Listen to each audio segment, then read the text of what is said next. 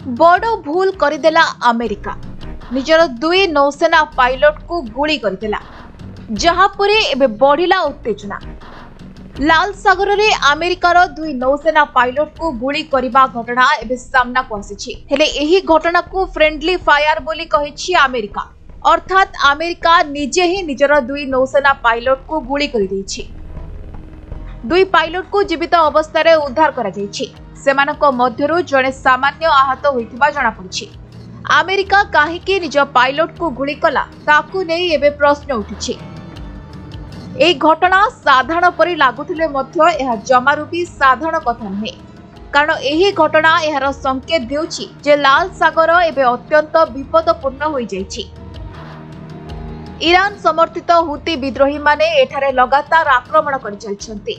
सेपटे अमेरिकीय एवं यूरोपीय सैन्य माने एठारे मिलित भावे पैट्रोलिंग करुछन्ति, जेउथिपाई सेठारे परिस्थिति दिनकु दिन बिगिड़िबारे लागिछि।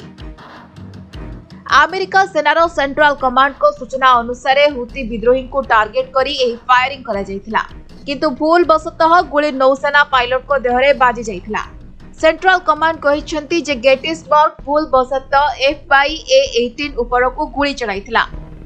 हेले एटी प्रश्न उठुची जे गेटिसबर्ग F/A-18 को काहेकि शत्रु विमान बा मिसाइल बोली भाबिला, खास करी सेतेबेले जेतेबेले बैटल ग्रुप रे जहाज गुड़िक राडार एवं रेडियो संचार उभय जोड़ी होइथाय।